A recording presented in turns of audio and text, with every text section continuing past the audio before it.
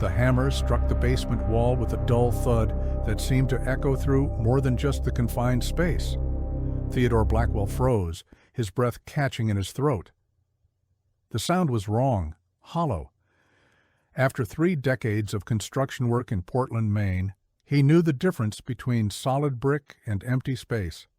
What he didn't know was that the next swing of his hammer would change everything he thought he understood about the historic mansion he'd been hired to renovate. It was a bitter February morning in 2023, the kind where your breath forms clouds even indoors, and the old heating system of the Carmichael estate fought a losing battle against the New England cold. Theodore had arrived before dawn, his truck's headlights cutting through the pre-dawn darkness as he pulled up to the imposing Victorian structure that had stood on Maplewood Avenue since 1889. The mansion had been abandoned for decades, its windows like empty eyes staring out at a world that had moved on without it. The current owner, a real estate developer named Patricia Westmont, had purchased the property 6 months earlier with plans to convert it into luxury apartments. She'd hired Theodore based on his reputation for handling historic renovations with care and precision.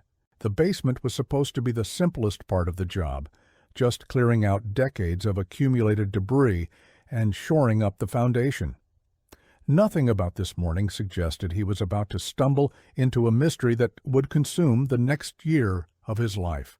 Theodore set down his hammer and pressed his ear against the cold brick. Silence. Then, just barely perceptible, a faint draft of air whispered against his cheek. In 30 years, he'd never felt air movement from inside a solid wall. His heart began to race with a mixture of excitement and unease that he couldn't quite explain.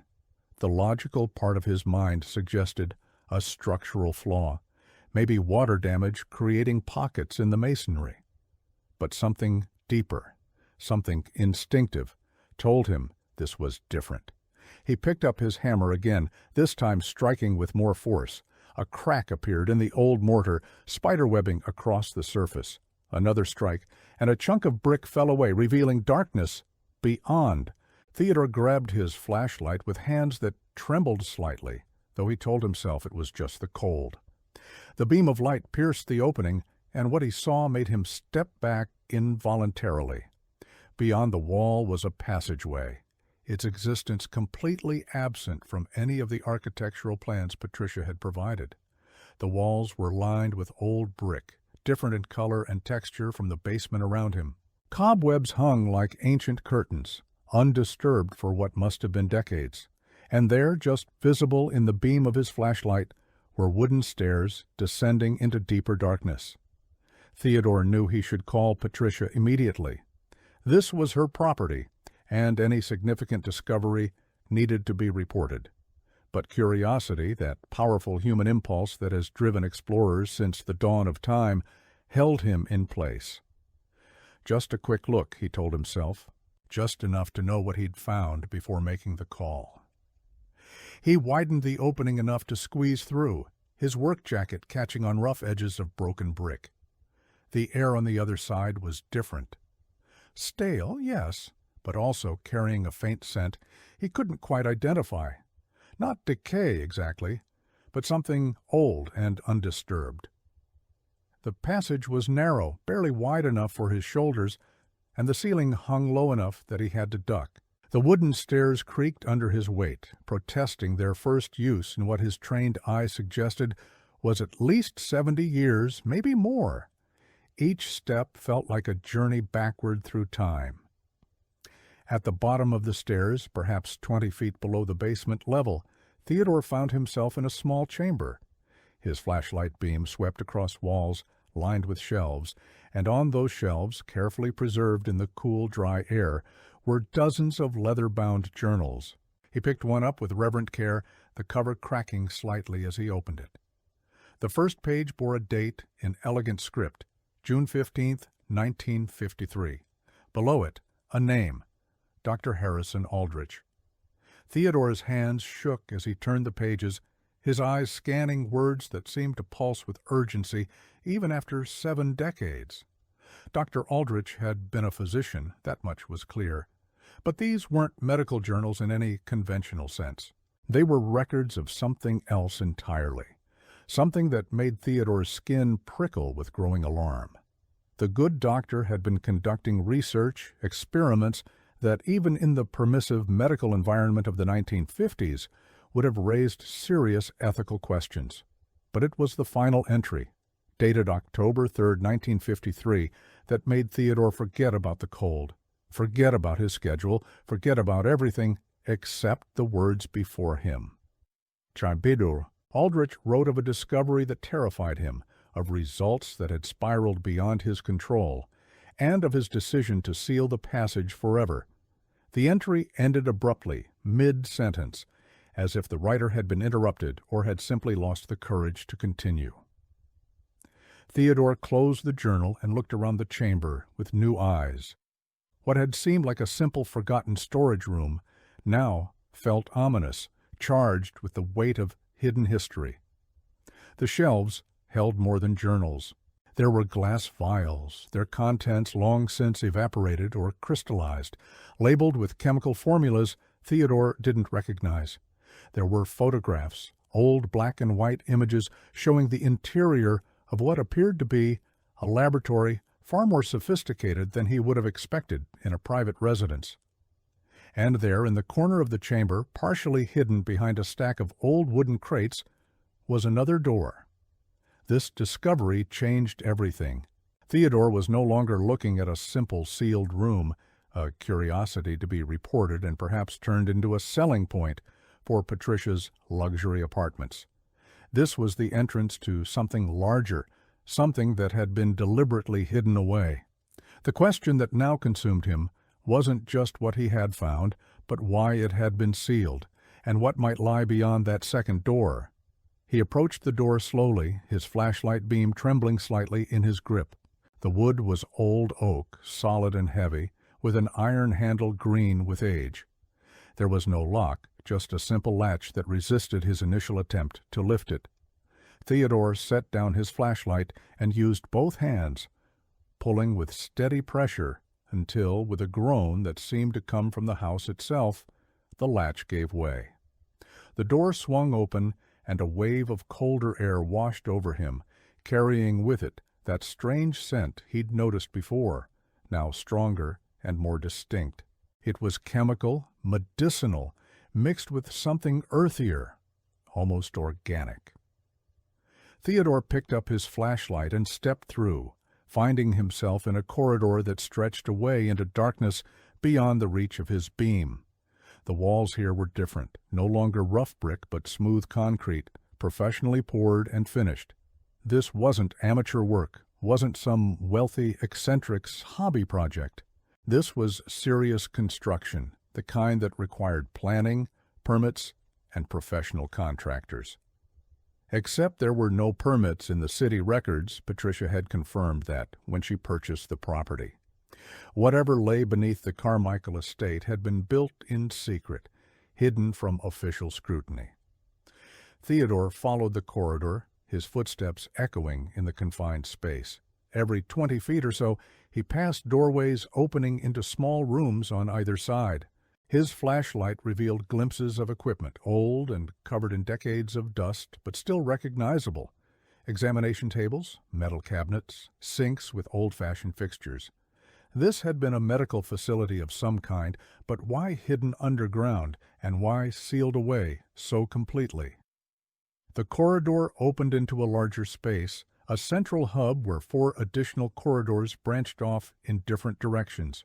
In the center of this junction stood a desk, and behind that desk, slumped in a chair as if merely sleeping, was a skeleton still clothed in the tattered remains of what had once been a white lab coat. Theodore's professional calm finally cracked.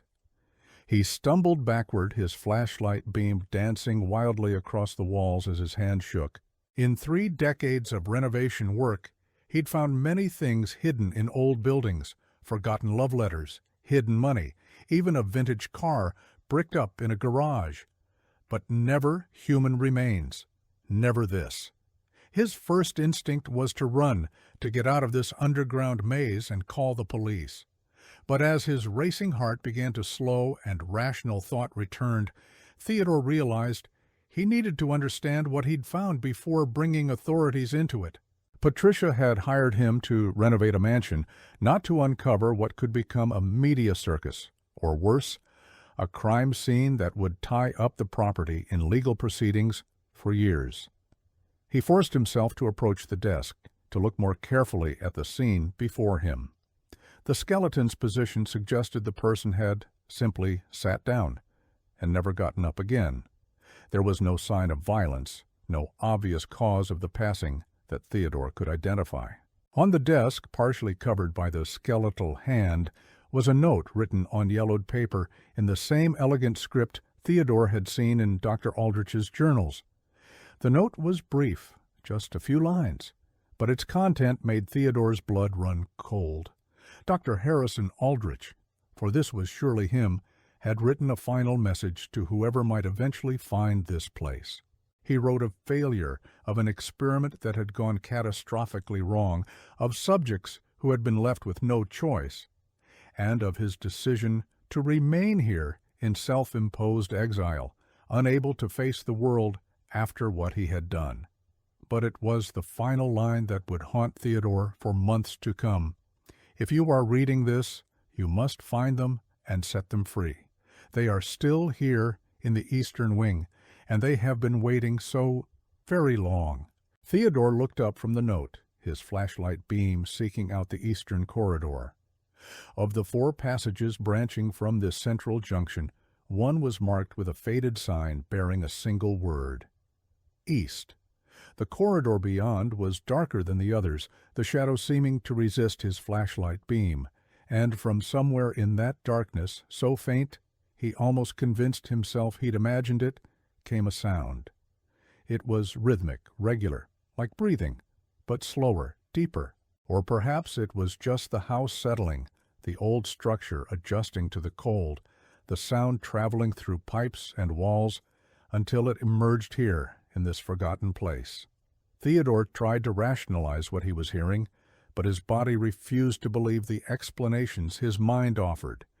Every instinct he possessed screamed at him to leave, to seal the passage behind him and pretend he'd never found any of this. But he didn't leave. Perhaps it was professional responsibility, the need to fully assess what he'd discovered before making his report.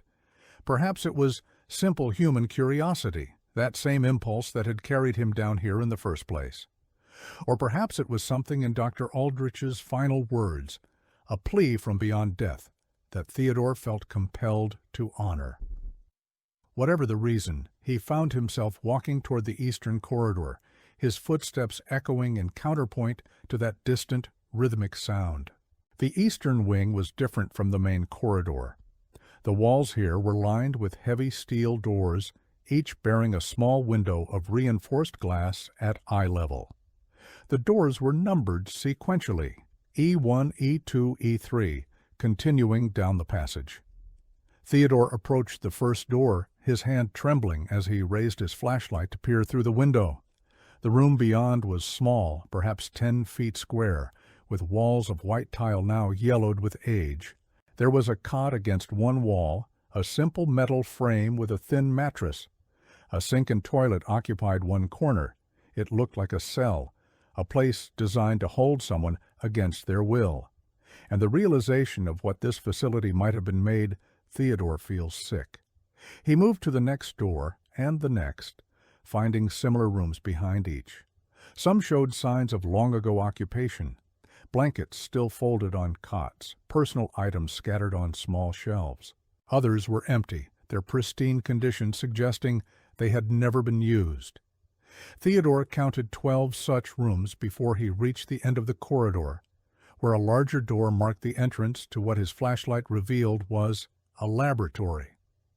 This room was vast compared to the cells, perhaps 40 feet square, with workbenches lining the walls and equipment that, even under decades of dust, Theodore recognized as sophisticated for its era.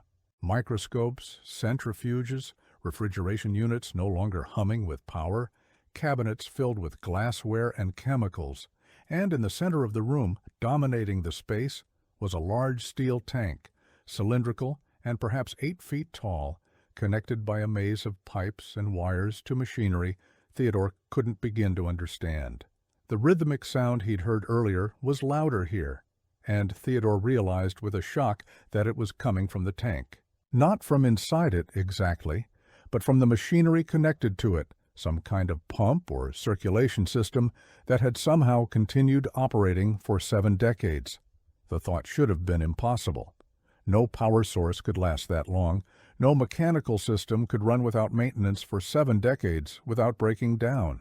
Yet there it was, the steady pulse of machinery, defying everything Theodore knew about engineering and physics. He approached the tank cautiously, his flashlight revealing a thick viewing port near the top. Standing on a step stool that had been left nearby, Theodore raised himself up to look through the glass, not knowing what he expected to see, but certain it would be empty or filled with nothing more than stagnant water.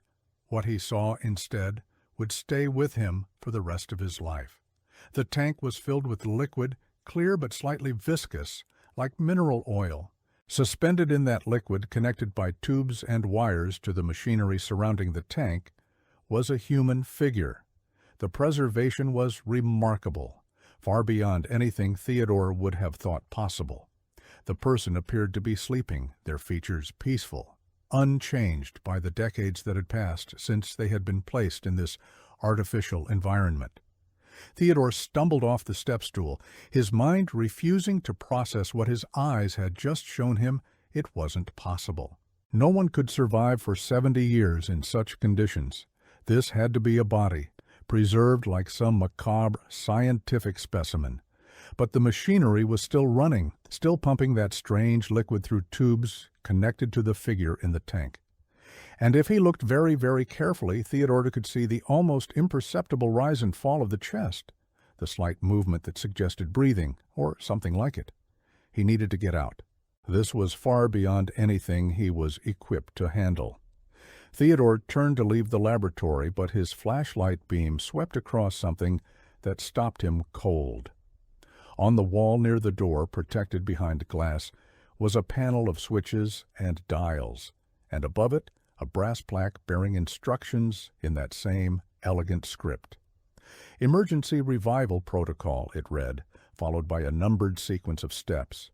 Theodore stood frozen, torn between the instinct to flee and a growing sense that he had stumbled into something that demanded action, not retreat.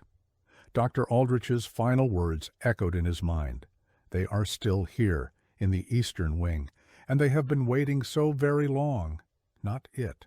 Them, plural, which meant there were more tanks, more people suspended in that impossible state between life and passing. He forced himself to search the laboratory more thoroughly, and sure enough, behind a partition, he found 3 more tanks, smaller than the first, but identical in design. Each held a figure suspended in that same clear liquid, each connected to machinery that continued its steady, patient operation. 4 people, frozen in time beneath an old mansion in Portland, Maine, waiting for someone to find them and, as Dr. Aldrich had written, set them free. Theodore pulled out his phone, intending to call Patricia, or perhaps the police, or maybe both. But there was no signal down here, the thick concrete and earth above blocking any transmission. He would have to go back up, back through the passage, and into the basement, back to the world above where things made sense, and the laws of nature operated as they should. But before he left, he took photographs, dozens of them, documenting everything he'd found. The journals, the cells, the laboratory, and, most importantly, the tanks and their impossible occupants. He needed proof, needed to show that he hadn't imagined any of this, that the Carmichael estate held secrets that the world had forgotten, but that refused to die.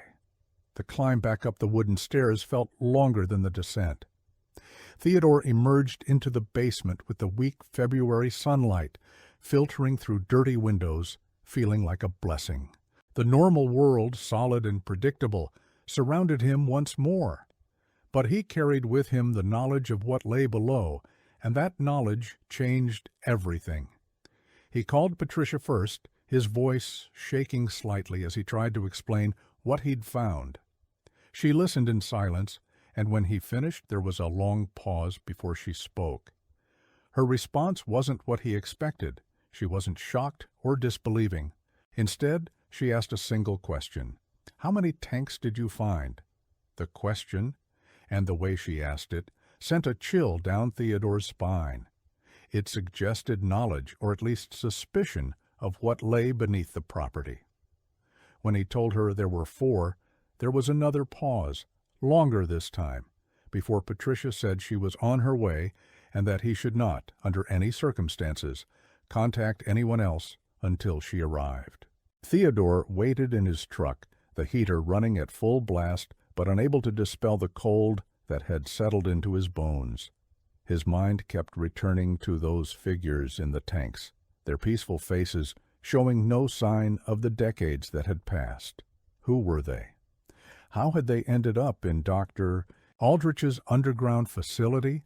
And most troubling of all, were they aware somehow of their imprisonment, conscious through all those long years of waiting? Patricia arrived 40 minutes later, pulling up in a black SUV that looked too expensive for a real estate developer whose projects Theodore had worked on in the past. She wasn't alone. A man emerged from the passenger seat, tall and severe, in a dark suit that seemed out of place on a construction site. Patricia introduced him only as Mr. Garrett, offering no explanation of who he was or why he was there. Theodore led them down into the basement and through the passage he'd uncovered. Patricia moved with the confidence of someone who knew where she was going, and it was then that Theodore realized he'd been deceived from the very beginning. This wasn't a random discovery. Patricia hadn't purchased the Carmichael estate to convert it into luxury apartments. She'd been looking for this underground facility all along, and Theodore had been nothing more than a tool to help her find it. In the laboratory, Patricia and Mr. Garrett examined the tanks with an intensity that spoke of deep knowledge and perhaps recognition. They spoke in low voices, using technical terms Theodore didn't understand, consulting documents Mr. Garrett pulled from a briefcase. Finally, Patricia turned to Theodore, her expression serious but not unkind. What she told him next would reshape his understanding of history, science, and the lengths to which desperate people will go in pursuit of knowledge. The Carmichael estate had been owned by Dr. Harrison Aldrich, yes, but he hadn't been working alone. He'd been part of a government program, one of many started in the years following World War II, when the United States was desperate to match and exceed the scientific capabilities of its rivals. Dr. Aldrich's specialty had been what was then called suspended animation, the idea that human bodies could be preserved in a state between life and passing, their metabolic processes slowed to near zero, but capable of being restarted. The military applications were obvious: soldiers who could be preserved when mortally wounded, to be revived when medical technology advanced enough to save them. Astronauts who could sleep through decades-long journeys to distant worlds. But the research had gone wrong. The subjects, volunteers initially but later chosen with less care about consent, had survived the suspension process. Too well, in fact. Dr. Aldrich had created a system that worked far better than anyone had anticipated, but he couldn't figure out how to safely reverse it. Every attempt at revival had resulted in immediate and catastrophic failure. The subjects died, their bodies unable to handle the shock of reawakening after suspended animation. Faced with this failure, and fearing the legal and ethical consequences of his research, Dr. Aldrich had sealed the facility in 1953. He'd dismissed his staff, destroyed most of his records, and bricked up the passage, condemning his subjects to an indefinite existence in their suspended state. Then, unable to live with what he'd done, he'd returned to the facility one final time, locked himself in, and waited for his natural end. a self-imposed sentence for his crimes against those he'd promised to protect. The government had known about Dr. Aldrich's work, of course, but in the paranoid atmosphere of the Cold War, the program had been classified and then quietly buried when it failed to produce useful results. Decades passed, and the people who had known about the Carmichael facility either passed themselves or simply forgot. The information lost in the vast bureaucratic machine of classified research programs that came and went like shadows. But not everyone forgot. Patricia explained that she worked for a private organization, one that specialized in recovering lost research from the Cold War era. They'd been searching for Dr. Aldrich's facility for years, following paper trails and whispered rumors, until they finally tracked it to the Carmichael estate. Buying the property and hiring Theodore to renovate it had been the perfect cover for their real purpose, finding and accessing the underground laboratory. Theodore listened to all of this with a growing sense of betrayal and anger. He'd been used, manipulated into making this discovery without understanding what he was really looking for. But beneath the anger was something else, a question that demanded an answer. Now that you've found them, what are you going to do? Patricia's answer was simple and terrifying. We're going to wake them up. The technology had advanced far beyond what Dr. Aldrich had available in 1953. Modern understanding of cellular biology, of hypothermia protocols, of suspended animation research that had continued in secret across multiple countries, all of this had led to breakthroughs that made revival theoretically possible. Patricia and her organization had brought equipment, specialists, everything needed to attempt what Dr. Aldrich had failed to achieve 7 decades earlier. Theodore wanted to refuse, to have no part in what seemed like an act of profound hubris. These people had been suspended for 70 years. Who knew what state their minds would be in if they could even be considered still human after such an experience? But Patricia made it clear that his participation wasn't optional. He'd signed non-disclosure agreements when he'd been hired, agreements that Patricia now revealed were far more comprehensive than he'd understood. He would help with the revival process, or he would face legal consequences that would destroy everything he'd built. The preparation took days. Specialists arrived, discreet individuals who brought equipment in unmarked vehicles and worked with the quiet efficiency of people accustomed to operating in secrecy. The underground facility, dormant for 7 decades, came to life with new power sources, modern computers, interfacing with Dr. Aldrich's ancient machinery, monitoring systems that tracked every physiological measure of the subjects in their tanks. Theodore found himself relegated to manual labor, moving equipment, running cables, doing whatever the specialist needed. But he watched and he listened, and gradually he began to understand the magnitude of what they were attempting. The revival process wasn't simple rewarming and restarting of stop functions.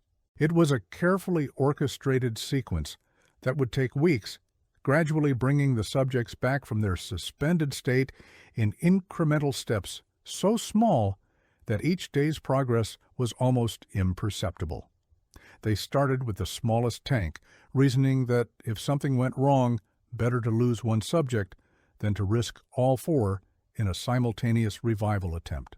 The subject was a woman, young when she'd been placed in suspension, her records indicating she'd been a volunteer in the program, a scientist herself who had believed in Dr. Aldrich's research and had offered to be the first human test subject.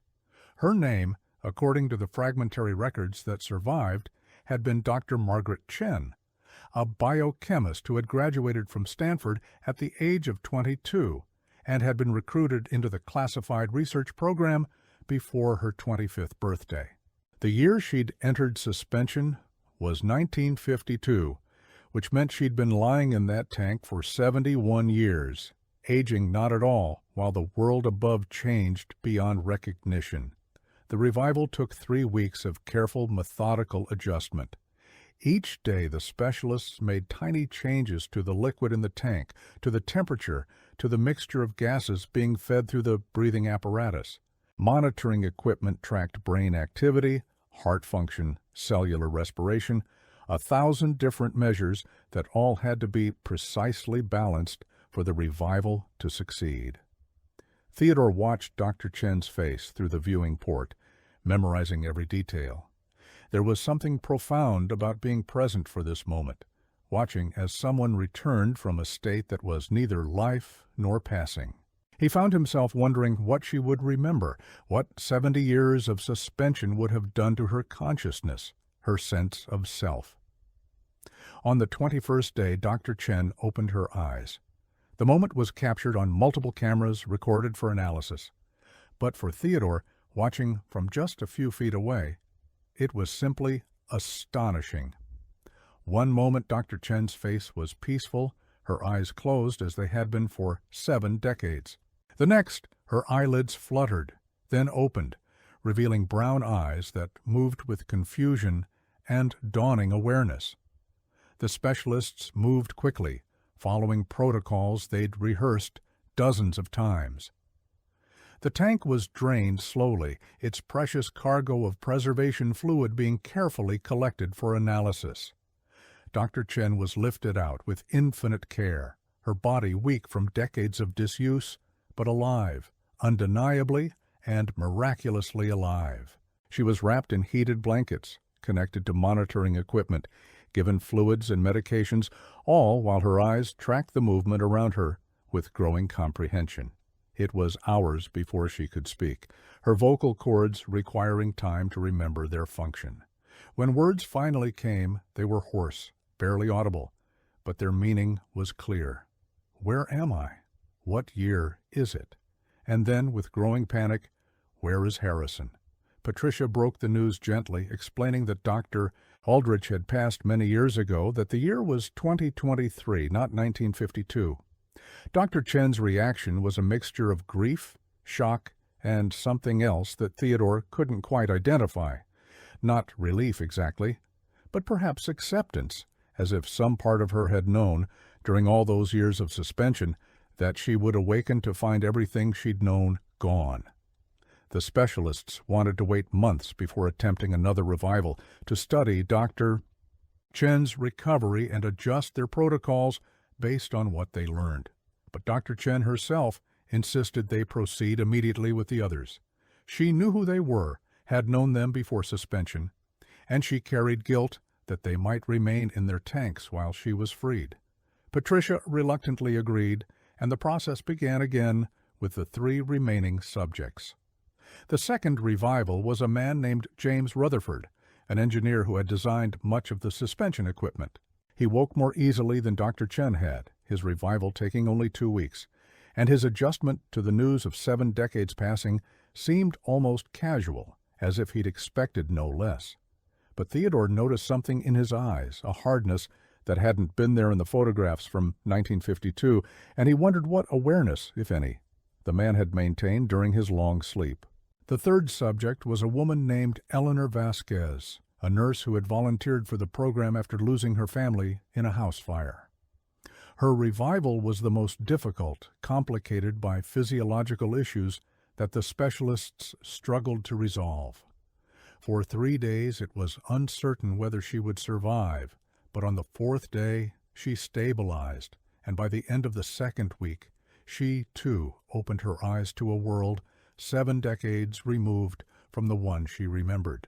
The 4th and final subject was different from the others. According to the fragmentary records, he hadn't been a volunteer at all, but a test subject in the truest sense, someone who had been selected without full understanding of what the program entailed. His name was Robert Sullivan, and he'd been a merchant seaman who had come to Dr. Aldrich's clinic seeking treatment for a chronic illness. What he'd received instead was an offer to participate in experimental research with promises of compensation and medical care that, in his desperation, he'd accepted. Robert's revival was approached with special care, given his unique status and the ethical implications of waking someone who might not have fully consented to the original suspension. But they proceeded, following the same careful protocols that had worked with the others. 14 days into the process, however, something went wrong. The monitoring equipment began showing anomalous readings, fluctuations in brain activity that didn't match the patterns observed in the other revivals. Robert's body began to convulse within the tank, his peaceful expression twisting into something that looked like pain or fear. The specialists worked frantically to stabilize him, adjusting medications, changing the composition of the preservation fluid, but nothing seemed to help. On the 15th day, Robert Sullivan's heart stopped. Despite every effort to restart it, despite the advanced medical technology at their disposal, the specialists couldn't bring him back. The fourth revival had failed, and Robert Sullivan, who had waited 70 years for freedom, died without ever opening his eyes to see the world he'd been promised would be there when he woke. The loss hit everyone hard, but no one more than Dr. Chen. She had known Robert, had worked alongside him in the early days of the program, and she felt responsible for his fate.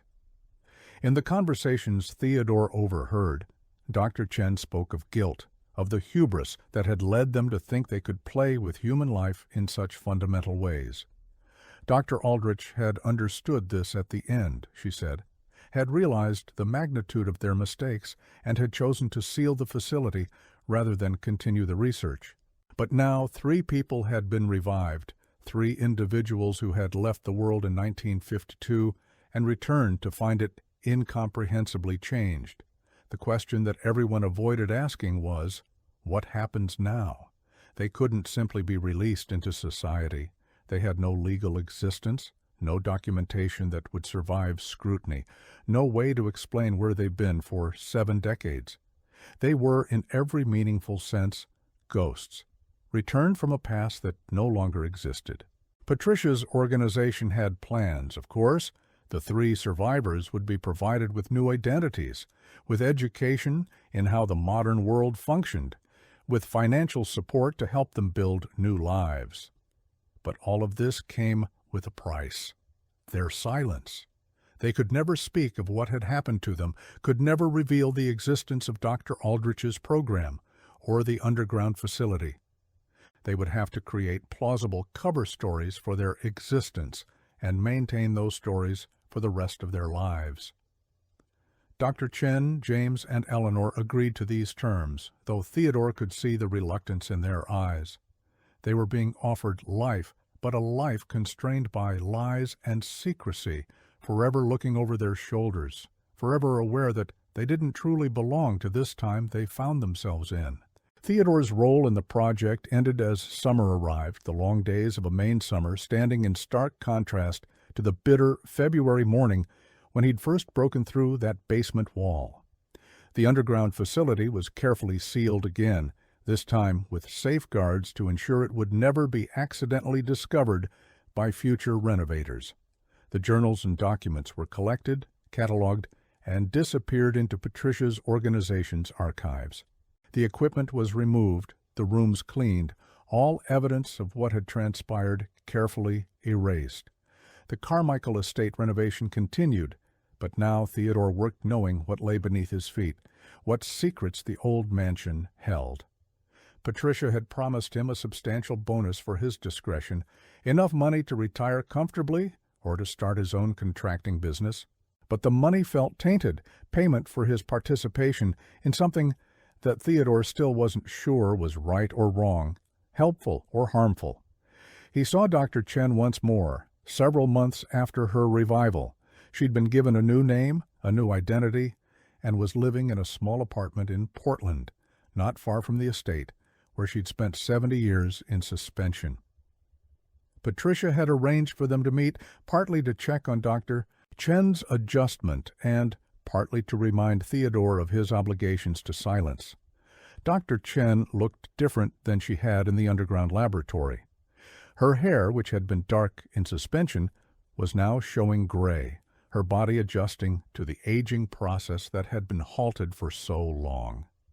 But her eyes were the same, sharp and intelligent, carrying a weight of experience that no one else in the modern world could claim. They sat in a coffee shop drinking beverages that Dr. Chen marveled at, the simple act of ordering a latte being a reminder of how much had changed. She asked Theodore about his life, about his family, genuinely interested in the normal things that had been denied to her for so long. And then, as their conversation drew to a close, she told him something that Patricia's organization had never mentioned. During the suspension, she said, she hadn't been unconscious, not in the way people typically understood the term. There had been awareness, a kind of dream state where time moved differently, where 70 years could feel like a single long night. She'd been aware of the passage around her, of the facility that had become her prison, and, most disturbingly, of the other subjects in their tanks, their minds somehow connected in that suspended state. They'd existed together, she explained, in a shared space that wasn't quite consciousness, but wasn't quite dreaming either. They'd communicated after a fashion, though not with words or even thoughts as she could describe them. They'd been aware of Dr. Aldrich, too, in those final years before his passing, his guilt and grief permeating the facility like a fog. And they'd been aware of the world above, of the decades rolling by, of the mansion falling into disrepair and being forgotten. When Theodore had broken through that wall, when his flashlight beam had first pierced the darkness of the sealed passage, they'd all felt it. Hope, sudden and sharp after so many years of waiting, and when the revival process had begun, when Dr. Chen had finally opened her eyes to find 7 decades had passed, part of her had been relieved, yes, but another part had mourned the loss of that strange connection, that shared existence that had sustained them through their imprisonment. Theodore listened to all of this with a mixture of fascination and horror. The implications of what Dr. Chen described went beyond the merely physical revival of suspended subjects. It suggested that consciousness could exist in states that science barely understood, that the boundary between life and whatever lay beyond was more permeable than anyone realized. He asked the question that had been nagging at him since Robert Sullivan's failed revival. Did Robert know what was happening to him at the end? Was he aware as his body failed, as the specialists struggled to save him? Dr. Chen's answer was gentle but honest. Yes. They'd all felt it, that moment when Robert's consciousness had separated from his body, when the connection they'd shared in suspension had been broken by his passing. He'd known, in whatever way awareness functioned in that state, that he was departing, leaving the others behind. And his last impulse, the final thought that Dr. Chen had sensed before he was gone, had been relief. Relief that the waiting was finally over, one way or another. Theodore thought about this often in the months that followed. The Carmichael estate renovation was completed, the building transformed into the luxury apartments Patricia had promised, with no hint remaining of what had been found beneath the basement. The new residents moved in, completely unaware that they lived above a place where people had been suspended between life and passing for 7 decades, where time itself had been held in abeyance. Patricia's organization paid Theodore his bonus, and he used it to start his own contracting company, one that specialized in historic renovations. He became known for his thoroughness, his insistence on documenting everything he found, no matter how insignificant it might seem, because he understood now that buildings held secrets, that history was layered like geological strata, and that sometimes those layers concealed things that deserved to be brought to light. He never spoke of what he'd found beneath the Carmichael estate. The non-disclosure agreement he'd signed ensured that, and besides, who would believe him if he did? But he thought about it often, about Dr. Chen and James and Eleanor trying to build lives in a world they didn't really belong to, about Robert Sullivan, who had waited 70 years for a freedom that came only in his final moments. The passage had been forgotten for 7 decades, sealed away and hidden from the world. What Theodore and the others had explored there raised questions that had no easy answers about the limits of science, about the ethics of research, about what we owe to those we use in the pursuit of knowledge. Dr. Aldrich had tried to hide these questions by sealing the facility, by taking his guilt with him to an unmarked tomb in the darkness beneath Portland, Maine. But questions like that don't stay buried. They wait, patient and persistent, until someone breaks through the wall and lets them out into the light. 5 years after that cold February morning, Theodore received a letter. It came in an unmarked envelope, delivered to his office by courier, with no return address. Inside was a single page, handwritten in script he recognized from the journals he'd found in the underground chamber. But this wasn't Dr. Aldrich's writing. This was Dr. Margaret Chen's. She thanked him for his discretion, for keeping the secret that protected not just her, but James and Eleanor as well. She told him they were doing well, had adapted to this strange, new world they found themselves in, had even found a kind of peace with their unusual circumstances. But she also told him something else, something that made Theodore set down the letter with shaking hands. They hadn't been alone in the facility. The 4 tanks Theodore had found represented just one phase of Dr. Aldrich's research. There had been others, earlier subjects whose revivals had been attempted and failed, whose bodies had been sealed in a section of the facility that Dr. Aldrich had deliberately concealed even from his later work. Dr. Ba.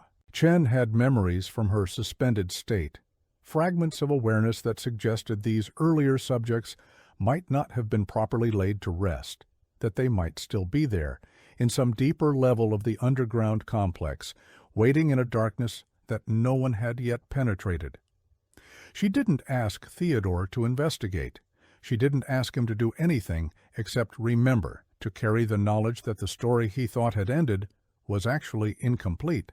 Somewhere beneath the Carmichael estate, beyond the rooms and corridors he'd explored, there was more to discover, more secrets waiting to be unearthed.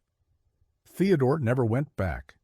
He sealed his memories of that time away as thoroughly as Dr. Aldrich had sealed the passage, trying to go on with his life and forget what he'd found. But late at night, when sleep was elusive and the old mansion on Maplewood Avenue appeared in his thoughts, he wondered. He wondered about those earlier subjects, about what Dr. Aldrich had done with them, and why he'd hidden them so completely. He wondered if Dr. Chen's memories from suspension were accurate, or if they were just dreams, the mind trying to make sense of sensory deprivation that had lasted 7 decades. And most of all, he wondered if someday someone else would renovate the Carmichael estate more thoroughly than Patricia's organization had allowed. Someone who would find the concealed sections, who would discover whatever lay in those deeper levels, and who would have to decide, as Theodore had, what to do with secrets that perhaps should have remained forgotten. The passage had been forgotten for 70 years. What Theodore explored there left him speechless, changed him in ways he was still discovering. But the real question, the one that haunted him in the quiet moments between sleep and waking, was whether he'd found everything there was to find, or whether the Carmichael estate held deeper secrets still, waiting patiently in the darkness for the next person brave or foolish enough to go looking. The mansion still stands on Maplewood Avenue, its Victorian facade elegant and welcoming, its luxury apartments commanding premium prices from renters who appreciate historic charm. No one who lives there knows what lies beneath their feet. No one knows that the floor they walk on covers mysteries that span 7 decades, that separate the past from the present by nothing more than concrete and earth and deliberate, careful silence. But the secrets are there, as all secrets are, waiting. History doesn't really forget. It just waits, patient and inexorable, for someone to ask the right questions, to dig in the right places, to break through the walls we build between past and present, and let the truth, whatever it might be, finally emerge into light. And somewhere in Portland, Maine, 3 people who left the world in 1952 and returned in 2023 go about their lives, carrying with them memories of a suspension that defied every law of nature and medicine, memories of a shared existence that shouldn't have been possible, and the knowledge that they survived something that killed others, for reasons no one can fully explain. They are living proof that the passage, forgotten for 7 decades, contained wonders and horrors in equal measure. And they are a reminder that sometimes the most profound discoveries are the ones that leave us speechless, that challenge everything we thought we knew about life, consciousness, and the thin line between existence and whatever lies beyond. The hammer struck the wall and nothing was ever the same again. That's how these stories always begin, with a moment of discovery that seems small, almost insignificant, but that opens doors to truths we weren't meant to find. Theodore Blackwell found such a door on a cold February morning in Portland, Maine. What lay beyond it, what he and others explored in the weeks and months that followed, was something that defied explanation, that challenged the boundaries of science and ethics and human understanding. But the most important lesson, the one that Theodore carried with him for the rest of his life, wasn't about suspended animation or classified research programs or the secrets that governments and organizations keep. It was simpler and more profound, that every building, every structure we inhabit has a history. And sometimes that history isn't content to remain buried. Sometimes it reaches out through walls and time, demanding to be acknowledged, demanding to be understood. The passage was forgotten for 70 years. But forgetting isn't the same as gone. The truth was always there, waiting beneath the Carmichael estate, patient and unchanging, ready for the moment when someone would finally break through and set it free. Theodore was that someone, and what he found left him speechless, as it would leave anyone who truly understood the implications of Dr. Aldrich's research and the lives that hung in the balance between scientific ambition and human compassion. And now you know what was found, what was explored, and what it meant for those who experienced it. The question that remains is, what would you do? If you broke through a wall and found a passage leading to impossible things, to people suspended in time, to questions that had no easy answers, would you seal it back up and walk away? Or would you step into that darkness, flashlight in hand, ready to confront whatever truths lay waiting in the depths? The passage is sealed now, the Carmichael estate is renovated, and life goes on above ground as if nothing ever happened. But Theodore knows better. Dr. Chen and James and Eleanor know better. And now, so do you. The past is never as distant as we like to believe. It's always there, just beneath the surface, waiting for the right moment to break through and remind us that time doesn't erase. It only hides. And some secrets, no matter how deeply buried, eventually demand to be found.